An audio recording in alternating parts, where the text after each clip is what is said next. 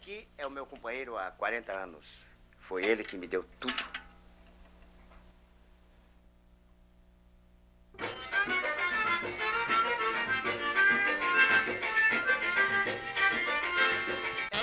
Jeito, bom sujeito, se não vai acabar de tanga. O boi, quando não sabe ser boi, apanha do carreiro, ainda lambe a canga. É tome jeito, bom sujeito, se não vai acabar de tanga. O boi, quando não sabe ser boi, apanha do carreiro, ainda lambe a canga. Eu também já fui gamado de quatro costados, não me enganava com disse, me disse. É que eu usei uma seara para eu e ela viver na velhice. Veio o vento do destino ou da ilusão, acabou aquilo tudo e me deixou na mão. Se eu não dou um pulo certo, namora precisa. Fica igual capítulo novo numa pedaliza. Se eu não dou um tiro certo, namora precisa. Fica capítulo novo numa... Chega, meu filho. Chega, meu filho. Meu filho, chega que a coisa mudou. José Gomes Silva... Sou eu, filho. José Gomes Filho sou eu. Nasceu... Em Alagoa Grande. No interior da Paraíba. Justo. E como é que nasceu o Jackson do Pandeiro? Jackson do Pandeiro nasceu... eu era fã de filme de faroeste, naquela época que tinha cinema mudo. Ontem, no tempo que inventaram Cuspi, tinha o cinema mudo. E eu era fã do cinema mudo. E procurei o nome daquele de artista americano, que era Jackson e Jack. Tinha os três. Então tinha um indivíduo lá que eu achava que eu devia ser aquele cara. É um moleque de 10 anos de idade, então botei meu nome de Jacques Perrin. E brinquei de artista muito tempo, com revólver de pau, chapéu de palha metido a sebo, quebrado assim, daquela, sabe como é que é? E dali nós fomos em frente, e fui crescendo e tal, depois acabou a brincadeira, eu fui trabalhar na panificadora, da panificadora eu comecei tocando tamborim, e tocando tamborim passei a tocar bateria, e depois não dei certo na bateria porque eu não gostava de tocar música estrangeira, eu só gostava de tocar o que era brasileiro, samba, choro, frevo, aquele povo todo. Então na época tinha fox.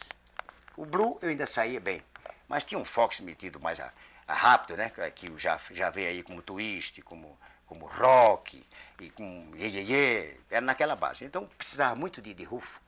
E eu não tinha rufo. E não me adaptava bem dentro daquele negócio. Eu gostava era do coco, lá das minhas bandas. Minha mãe era cantadeira de coco, e então eu estava bem por dentro das coisas. E achava que tinha mais balanço, sei lá, eu achava uma coisa diferente. E por isso tinha bateria lá na Alta Roda, nos grandes clubes, e vinha pra cá, pra baixo, pra Gafieira, pra me ver tocar samba. E eu, então, nessa altura, eu ficava como se fosse um baterista de terceira classe, né? Porque eu não gostava de tocar aquele negócio deles. Então eu digo, passo a deixar de tocar bateria. Aí deixei.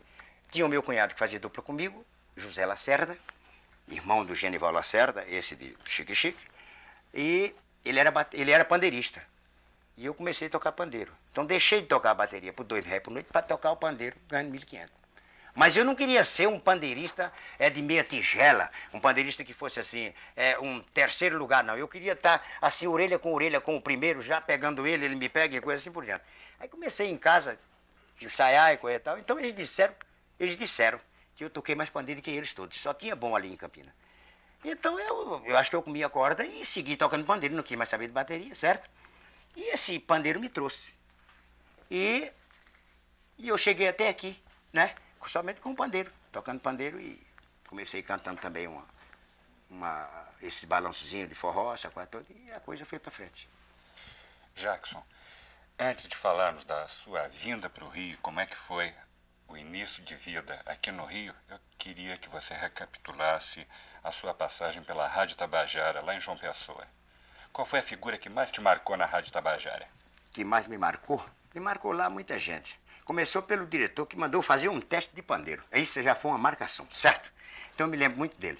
E disse também a mim que, olha, você tem uma vaga de pandeirista aqui, mas você tem que aguardar, porque a rádio é do governo, e não tem verba, e coisa e tal, só tem 100 cruzeiros. E eu digo, oxe, eu em Campina Grande ganhava 150 cruzeiros por mês. Eu digo, vou para Tabajara, já tem 100 daqui, tem um cabaré que eu vou tocar, que vou ganhar 250, eu tô rico e eu vou pegar logo os 100. Eu disse para ele, faz o seguinte, eu vou começando a tocar, que eu preciso, eu tenho que buscar minha mãe e meus irmãos, o senhor depois vai ajeitando, porque esse ajeitado dele para eu ganhar mais um pouquinho de 100, nunca chegou, certo? Então, começou daí. E outro, tinha um cidadão lá que era muito amigo meu, que era do regional, tinha uma pessoa que eu gostava muito, Mas ele contava assim, umas histórias e que eu pensava mesmo que era uma coisa verdade. Era capaz de ser brincadeira dele, mas eu pensava de verdade, entende? Porque era costume lá das nossas bandas, lá para minha banda, minha mãe, que a gente acreditasse no mais velho. Então ele sempre contava as histórias.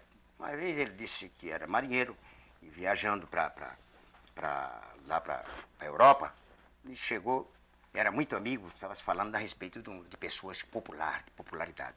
Ele disse, não, eu era marinheiro, meu tempo novo tinha muita popularidade. Um dia eu cheguei, encontrei em Roma uma procissão que eu vi de longe, eu botei meu chapéu de palhinha aqui na crua da cabeça, eu olhei assim, era o Papa que vinha. Eu aqui encostei para lá um pouquinho. Mas quando o Papa me viu, ele então disse assim, assim, olhou para baixo assim, para os caras, disse, para o andor aí, para aí. O cara parado, ele disse, baixa um pouquinho. Aí o Papa saltou. Aí disse assim, agora levanta e vai andando que eu vou conversar com um amigo aqui. Aí chegou lá e disse, mas Milton, mas rapaz, você por aqui? Pois você sabe, coisa. Aí disse assim, perguntou sobre violão, sobre serenata, choros, valsinha, caninha com limão, entendeu? E tal, e saiu, os dois conversando. Disse que o Mussolini estava lá, na janela, olhando para cá, e olhou assim, disse pro cutucou, o bicho que estava perto dele, disse, olha, quem é aquele cara que vem com o Milton Dantas? Ele não conheceu. O Papa, mas conheceu o Milton. Aquele cara, quem é aquele cara que vem Milton Dantas? Então esse senhor, ele me marcava bem, tanto pelo violão que ele tocava, que era um grande violão, tanto solista como marca. Me marcou bem esse senhor. Talvez ele me disse também o seguinte, tinha um cara, ainda tem, ele é vivo, chama-se Rui. Foi aí aonde eu fui, eu digo, puxa vida, isso não pode ser. Rui de Assis é um cantor romântico, da Tabajara, e ele tem uns 2 metros de altura. E esse cidadão, ele tem mais ou menos 1,50 m, magrinho. Ele estava perguntando, ele chegou para mim e disse, já Campina Grande tem muito homem valente, né? Eu digo essa mesmo. Geralmente tem muita briga por lá, naquele samba onde eu ia, naquelas coisas. Geralmente era por mulher, jogo, bebida e coisa. Eu disse, pois é, eu também nos meus tempos aqui, eu já fechei aqui muitos bairros aqui em João Pessoa. Eu digo, foi. Mas eu tinha vindo da Marinha naquela época, eu podia fazer isso. Eu tinha vindo da Marinha de pouco tempo, 18 anos de idade, dessa largura, da altura de Rui de Assis, eu digo, tá, bexiga, não é pro homem culhão? Aí foi onde fui desconfiar que havia uma certa, né, uma jogada ali, que eu não vou dizer que é mentira. Eu acho que era brincando, né, pra mexer comigo, qualquer coisa. Aí eu fui desconfiar.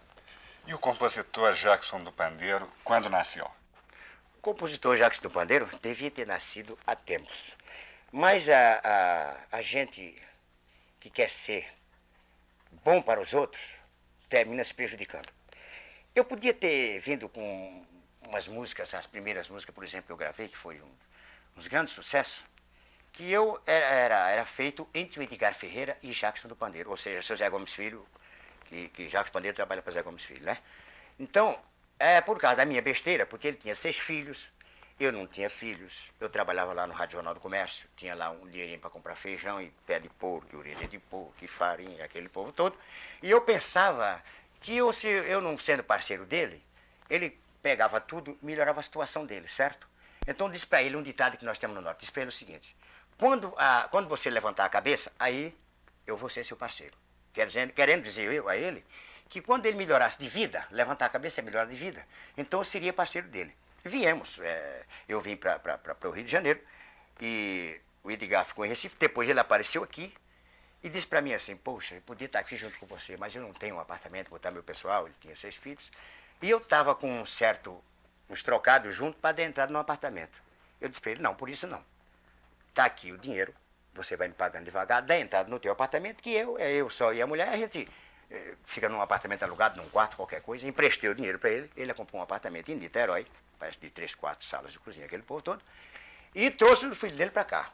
Bom, então, quando foi na hora que eu disse para ele, quem falou nem foi eu, porque eu tinha vergonha de falar para ele. Eu estava esperando ele dizer, bom, agora eu já estou arrumado, nós vamos então fazer as músicas e ser parceiro um do outro.